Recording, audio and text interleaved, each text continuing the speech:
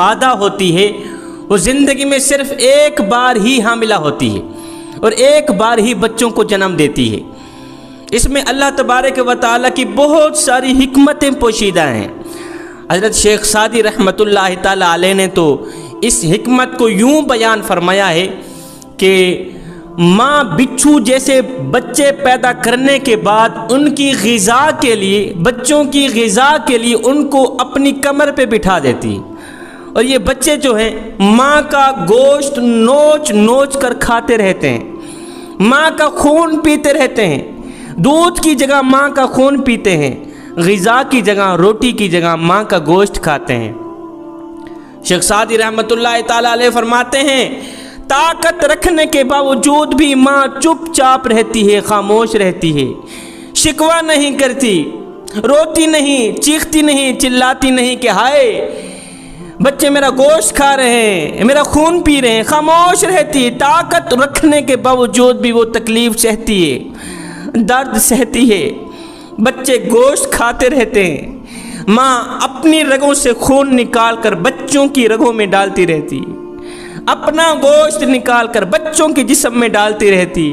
بچے طاقتور بنتے چلے جاتے ہیں، ماں کمزور بنتی چلی جاتی،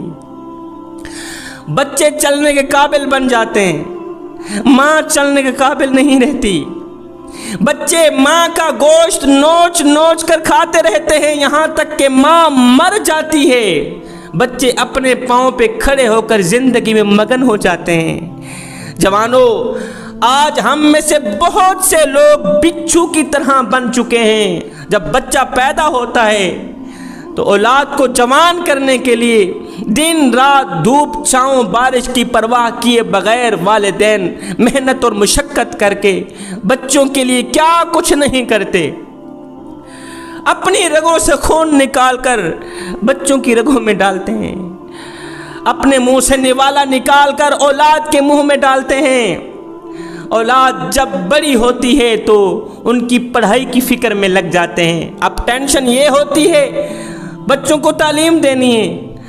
جب تعلیم دینے کی سوچتے ہیں تو پھر دن رات ایک کر کے وہ بوڑھا باپ جو اپنی بڑی کمر پہ بریاں لاد لاد کے دن رات ایک کر کے محنت مزدوری کرتا ہے، پھر نہیں دیکھتا دن ہے یا رات ہے، دھوپ ہے یا چھاں ہے، اللہ اکبر اوور ٹائم لگاتا ہے۔ اگر کوئی پوچھ لے بابا جی اتنی محنت کیوں کر رہا ہے، اتنی مشقت کیوں کر رہا ہے، کہتا ہے بیٹے میں نے اپنے بچوں کو تعلیم دینی، کڑکتی دھوپ میں تتی ریت پہ لکڑیاں چنتا ہے،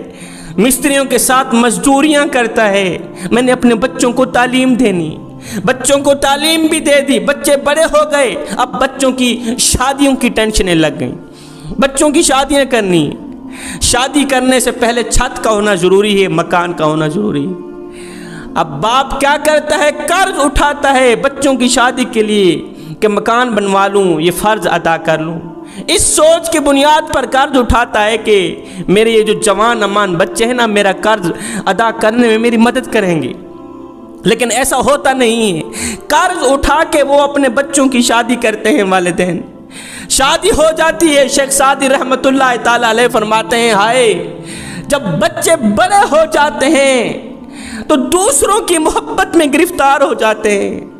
جب بچے بڑے ہو جاتے ہیں تو اوروں کی محبت میں گرفتار ہو جاتے ہیں، باپ کی محبت کو اہمیت دینے کے بجائے، ماں کی محبت کو اہمیت دینے کے بجائے اوروں کی محبت کو اہمیت دیتے ہیں، والدین سے بات کرنا بھی گوارا نہیں کرتے، والدین کو ملنا بھی گوارا نہیں کرتے۔ آج بیٹا یورپ میں ہے، کینیڈا میں ہے، دبئی میں ہے، سعودیہ میں ہے، وہ اپنی فیملی سے تو بات چیت کرتا ہے، فیملی سے ان کا حال چال پوچھتا ہے، نہیں پوچھتا تو اپنے والدین سے نہیں پوچھتا۔ باپ کس حال میں زندگی گزار رہا ہے، ماں کس حال میں زندگی گزار رہی ہے، کبھی نہیں پوچھا اس نے۔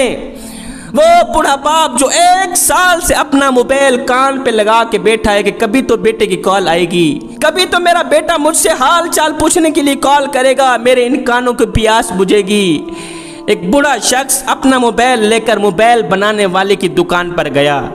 کہا بیٹا میرا موبائل خراب ہے اسے ٹھیک کر دو۔ دکاندار نے موبائل کو دیکھا، چیک کرنے کے بعد کہا بابا جی آپ کا موبائل تو بالکل ٹھیک ہے۔ کہا نہیں بیٹے میرا موبائل خراب ہے، ذرا غور سے دیکھو۔ दुकानदार ने फिर से चेक किया, गौर करने के बाद कहा, बाबा जी आपका मोबाइल बिल्कुल ठीक है, सही काम कर रहा है, सही काम कर रहा है। बाबा जी चीख पड़े, रो कर कहने लगे, बेटे जब मेरा मोबाइल भी ठीक है तो फिर मेरे बेटे की कॉल क्यों नहीं आती? 1 साल हो गया है कि मैं बेटे की कॉल सुनने को तरस रहा हूँ, बेटे की आवाज़ सुनने को तरस रहा हूँ। 1 साल से मोबाइल को कानों पे लगा के बैठा हूँ कि कभी तो बेटे की कॉल आएगी, मेरे इन कानों की प्यास बुझेगी। वो बूढ़ा बाप बात करने को तरस रहा है और बेटा है जो बूढ़े वालिदैन से बात करना गवारा नहीं करता, वक़्त देना गवारा नहीं करता, साथ में बैठना गवारा नहीं करता। हज़रत सैयदना अली अल मुर्तज़ा शेर खुदा करमल्लाहु वजहुल करीम ने फरमाया लोगों, ज़िंदगी में कभी वक़्त मिले, कभी फुर्सत मिले तो बूढ़े वालिदैन के साथ बैठ जाया करो, उनसे उनका हाल चाल पूछ लिया करो, इसलिए कि वालिदैन के साथ गुजरा तुम्हारा वक़्त क़यामत के दिन तुम्हारी बख्शिश का ज़रिया बनेगा। जिस तरह नमाज तुम्हारी बख्शिश का ज़रिया बनेगी, जिस तरह सदका तुम्हारी बख्शिश का ज़रिया बनेगा, जिस तरह हज ज़कात रोज़ा तुम्हारी बख्शिश का ज़रिया बनेगा, सेम इसी तरह वालिदैन के साथ गुजरा वक़्त भी तुम्हारी बख्शिश का ज़रिया बनेगा। अपने वालिदैन को वक़्त दो, उनसे उनका हाल चाल पूछा करो। शेख सादी फरमाते हैं, वो नादान फिर किसी और की मोहब्बत में गिरफ्तार हो जाते हैं, वालिदैन के साथ बैठना गवारा नहीं करते। वो समझते हैं कि माँ बाप का दिल दुखा कर वो सुकून वाली जिंदगी बसर करेंगे, माँ बाप का दिल दुखा कर वो सुख और चैन की जिंदगी बसर करेंगे। हरगिज़ नहीं, वालिदैन तो माफ कर देंगे, वालिदैन तो माफ कर देंगे, लेकिन सुनो, जो मेरा रब है वो ना इंसाफी नहीं करता। जैसा करोगे वैसा भरोगे। वालिदैन के साथ अच्छा करोगे, तुम्हारी औलाद तुम्हारे साथ अच्छा करेगी, वालिदैन के साथ बुरा करोगे, तुम्हारी औलाद तुम्हारे साथ बुरा ही करेगी। जिस रब ने वालिदैन को वालिदैन का दर्जा दिया, जन्नत को माँ के पैरों तले रख दी और बाप की रजा में अपनी रजा रखी, क्या वो रब ऐसे ही माफ कर देगा? क्या वो इंसाफ नहीं करेगा? अल्लाह रब्बुल आलमीन कुरान करीम में फरमाता है, अपने वालिदैन के आगे ऊंची आवाज में बात ना किया करो, अपने वालिदैन के आगे उफ तक ना करो, अपने वालिदैन के आगे ऊंची आवाज में बात मत किया करो। जिस दिन ये चले गए, जिस दिन ये गुजर गए,